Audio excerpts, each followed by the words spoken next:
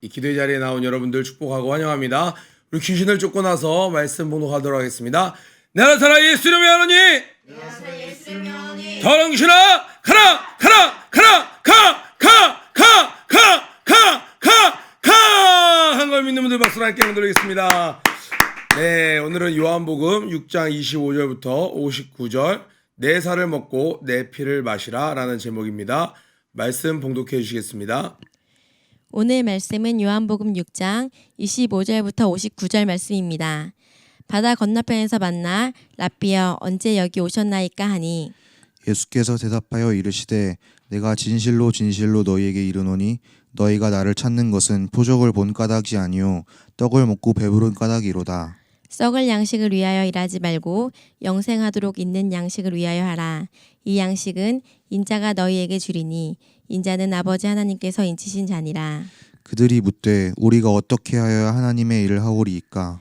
예수께서 대답하여 이르시되 하나님께서 보내신 이를 믿는 것이 하나님의 일이니라 하시니 그들이 묻되 그러면 우리가 보고 당신을 믿도록 행하시는 표적이 무엇이니이까? 하시는 일이 무엇이니이까?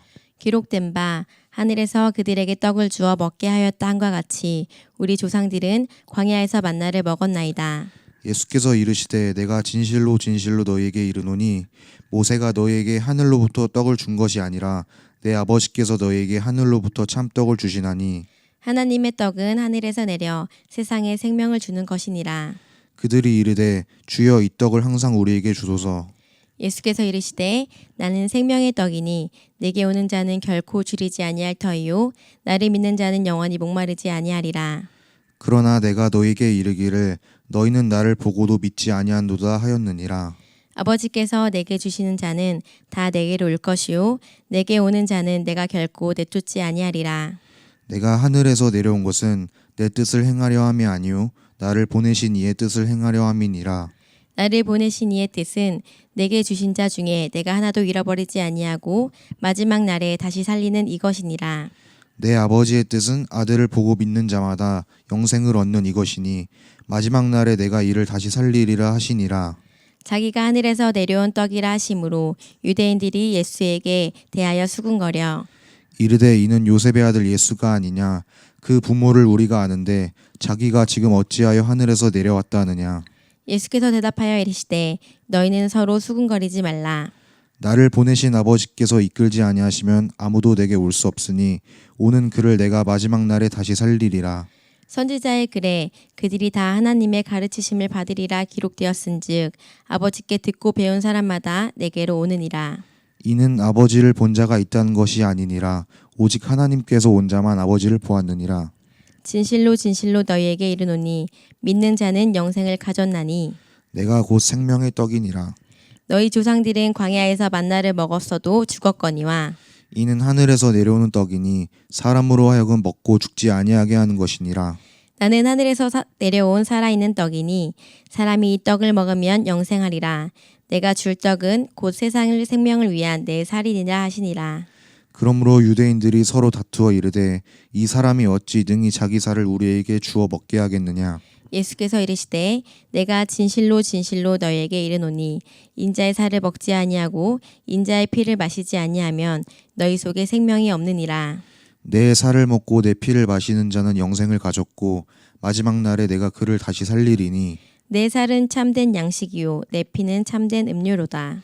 내 살을 먹고 내 피를 마시는 자는 내 안에 거하고 나도 그의 안에 거하나니 살아계신 아버지께서 나를 보내심에 내가 아버지로 말미암아 사는 것 같이 나를 먹는 그 사람도 나로 말미암아 살리라.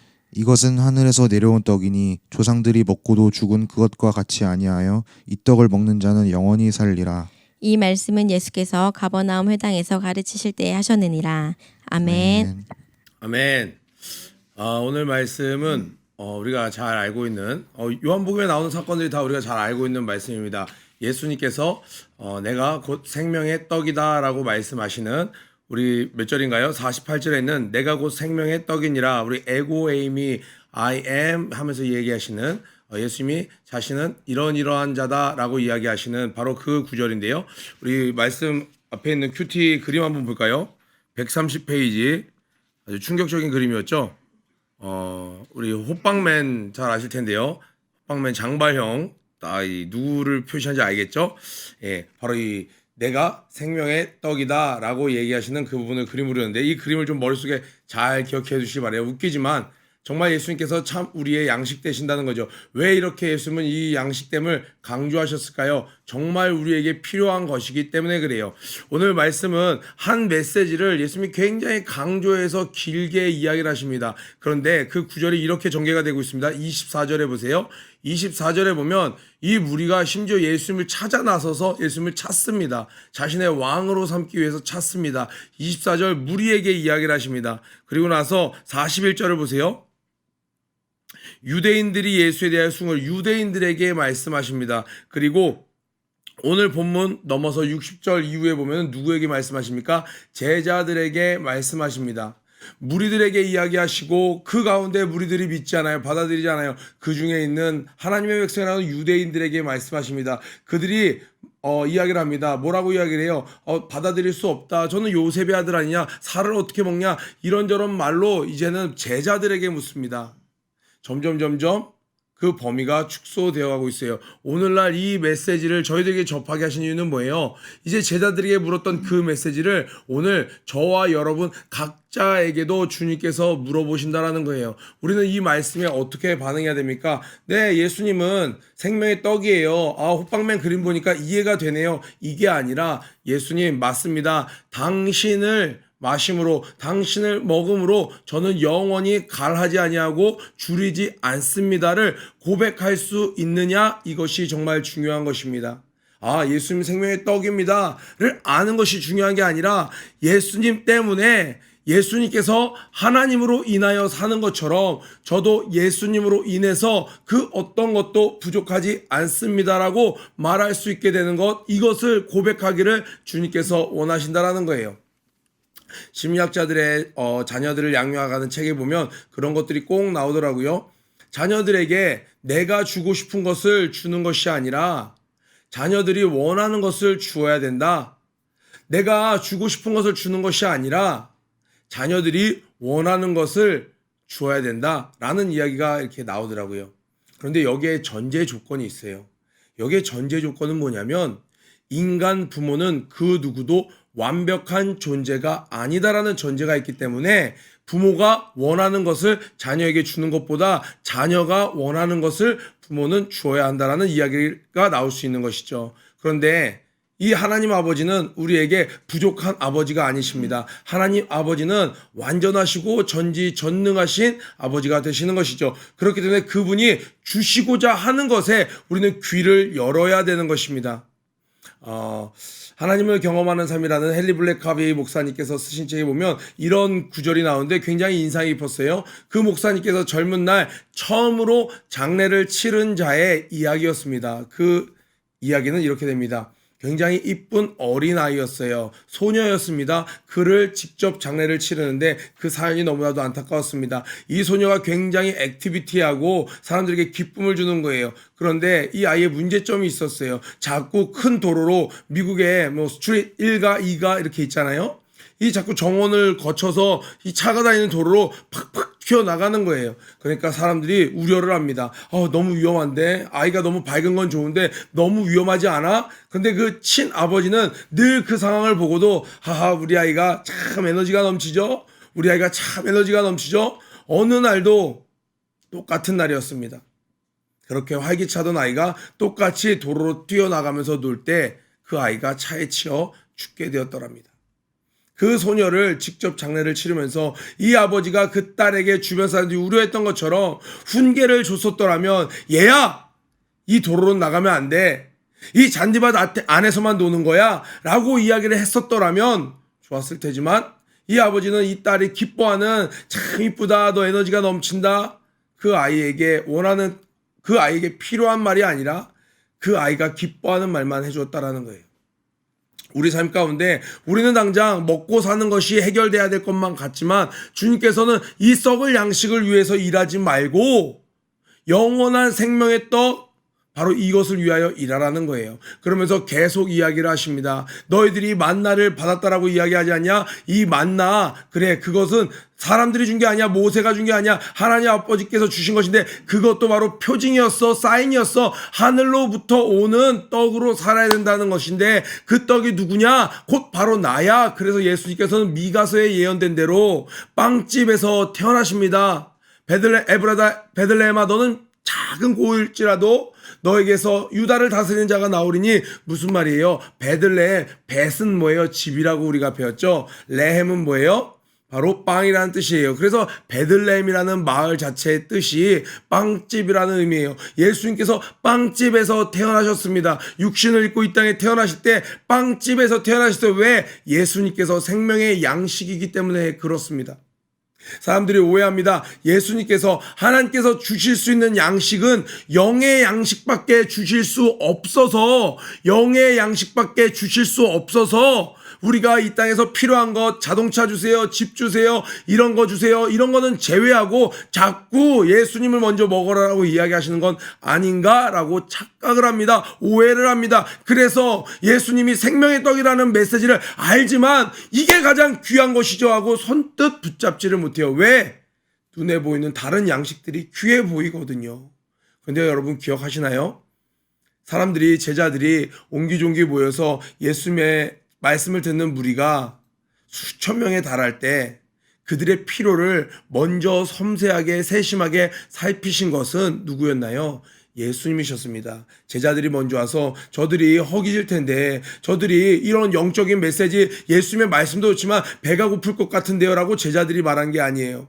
거기 있는 사람들이 저희들 말씀 듣는 것도 좋은데 빵 좀 주세요 한 게 아니에요. 예수님이 먼저 우리의 실제적인 필요 또한 관심을 가지셨습니다.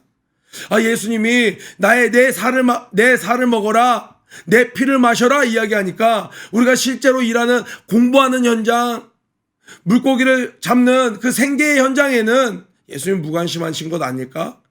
그 제자들이 밤새 고생하면서 물고기를 낚으려고 할 때 한 마리도 잡지 못했어요. 일주일 동안, 한 달 동안 열심히 수고했는데 전혀 매출이 나지 않아요.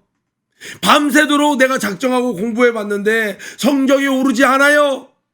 그럴 때 예수님은 그건 나랑은 무관해. 영적인 나, 이 생명의 양식인 나만 먹으면 돼라고 하지 않으시고 그 물고기를 잡는 현장에 가서 그물을 오른편에 던져라. 예수님은 그 누구보다 우리의 필요에 민감하시고 가장 풍성하고 따뜻하게 채우시는 분이십니다. 그런데 주님이 뭐예요? 먼저 그의 나라와 의를 구하라 말씀하신 주님. 이 말씀을 이야기하시는 거예요. 정말 필요한 것, 그래 먹는 것 중요해. 그 만나를 먹었지만 너들 또 배고프게 됐잖니. 그것처럼 그 메시지가 뭐야? 세상에 있는 떡으로는 너희들이 만족할 수 없어. 바로 나를 먹어야 돼. 제자들이 그 메시지를 듣고 이야기를 합니다. 33절에 하나님의 떡은 하늘에서 내려 세상에 생명을 주는 것이니라. 그들이 이르되 주여 이 떡을 항상 우리에게 주소서. 마태복음 4장 4절에 무엇이라고 이야기합니까? 예수님께서 사단에게 사람이 떡으로만 살 것이 아니요 하나님의 입에서 나오는 말씀으로 살 것이니라. 예수님은 이렇게 말씀하셨어요. 그런데 우리는 요한복음 1장을 통해서 어떻게 배웠습니까? 하나님의 입에서 나오는 말씀이고 누구셨어요? 예수님이셨다는 거예요. 사람이 떡으로만 살 것이 아니라 나로 인하여 예수로 인하여 산다라는 메시지를 예수님은 하나님의 입에서 나오는 말씀이라고 이야기를 하셨습니다. 오늘날 우리가 적용하면 우리가 당장 먹고 사는 문제가 중요하지만 그것보다 더 중요한 것은 뭐예요? 바로 예수님으로 인하여 사는 삶이라는 것이에요. 그럴 때 그 모든 것들이 다 해결되는 놀라운 축복을 우리가 경험하게 되는 것이죠. 그런데 이 요한복음에 계속 이야기하는 거예요. 요한복음에 계속 프레임이 어떻게 진행됩니까? 예수님은 당신을 드러내십니다. 어떻게 해요? 이적을 통해서 드러내십니다. 표적을 통해서 드러내십니다. 그리고 사람들이 몰려와요. 그 표적이라는 건 뭐예요? 사인으로 알고, 영화로 치면 예고편인 줄 알고 본편이 있다라는 거예요. 이 예고편을 보고 저희는 이 예고편을 보고 본편이 있다라는 걸 알았습니다. 본편을 우리에게 주소서. 그게 바로 사인의 역할이죠. 예고편의 역할이죠. 이 위에 있는 26절 볼까요? 너희가 나를 찾는 것은 표적을 본 까닭이 아니오. 이 말이 좀 어렵죠. 배가 부른 까닭이다. 이 말이 뭐냐면 너희들이 표적을 봤으면 이 표적을 주신 이유는 당신이 메시아인 것을 드러내기 위해서입니다. 메시아로 받아들입니다가 아니라 이 예고편이 너무 재밌어요. 또 다른 재밌는 건 없나요? 배가 부른 까닭이다. 너희들이 만족이 됐기 때문에 지금 나에게 왔다. 예고편 너무 재밌어요. 3분짜리 다른 영상 없나요? 2분짜리 또 자극적인 건 없나요? 더 다른 건 없나요? 더 다른 건 없나요? 더 다른 건 없나요? 그런 이유로 나에게 왔구나. 내가 준 그 표적의 근본 이유는 내가 메시아라는 걸 드러내기 위해서인데 그거는 받아들이지 않고 또 다른 만족을 너희들 계속 나에게 요구하는구나. 예수님이 이야기하시는 거죠. 나는 너희들에게 생명의 떡이야 라고 이야기하는데 사람들이 36절 그러나 내가 너에게 이르기를 너희는 나를 보고도 믿지 아니하는도다. 믿지 아니하는도다. 이 말의 뜻은요. 너희가 스스로 선택하는구나. 나를 거절하는구나. 참빛 각 사람에게 비치는 빛이 있을 때 그들이 그 빛을 받아들이지 않은 거죠. 그들이 그 빛을 심지어 어떻게 했습니까? 미워하였다라는 거예요. 요한복음에서는 계속 부인할 수 없는 수많은 일들로 예수님을 드러내십니다. 그럼에도 불구하고 사람들은 계속 어떻게 해요? 믿지 않을 수 있는 이유를 나름대로 찾아냅니다. 오늘 보니까 어떻게 나와요? 첫 번째로는 요셉의 아들 아니냐? 요셉의 아들 아니야? 목수의 아들 아니야? 그런데 자기가 하늘로부터 내려왔다고 자기네들이 비유로 드신 말씀을 실제로 있는 예수님의 아들, 예수님이 요셉의 아들이라는 것을 들어서 자기들이 믿지 않는 것에 대한 합당한 이유를 자기 나름대로는 찾아내는 것입니다. 예수님께서 내 살을 먹어야 된다. 이 말은 이 살은 뭐예요? 이 살을 먹는 것은 무슨 의미를 이야기합니까?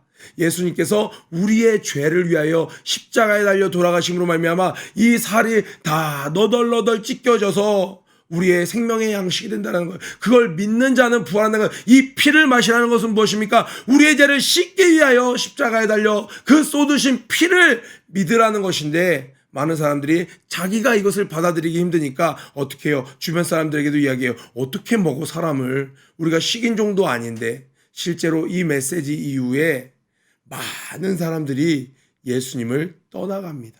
신앙생활할 때 하나님 이것 주세요 저것 주세요. 네 하나님 그런 것들 관심 있으시고 채우실 수 있습니다. 넉넉히 채우실 수 있는 분이십니다. 그런데 하나님이 주시고자 하는 것은 더 중요하게 여기시는 것은 뭐예요?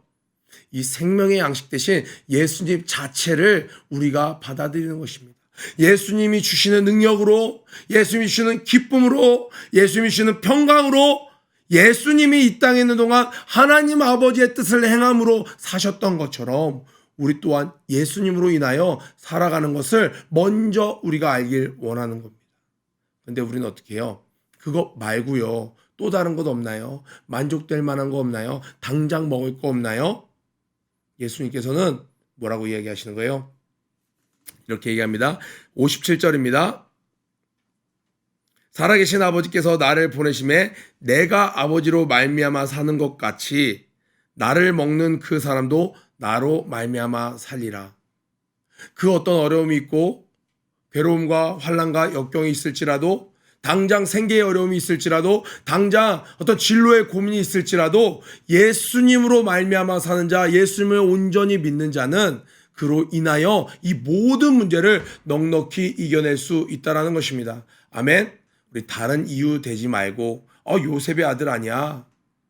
우리가 어떻게 실제로 살을 뜯어먹어. 우리가 식인종도 아니고 내 나름대로의 이유를 내밀면서 주님께서 주시고자 하는, 예수님께서 가장 채워주시고자 하는 이것을 외면하지 말고 예수님을 먼저 받아들이는 저희가 되기를 축복합니다. 오늘 메시지는 사실은 우물가의 여인에게 주셨던 메시지와 동일한 거예요.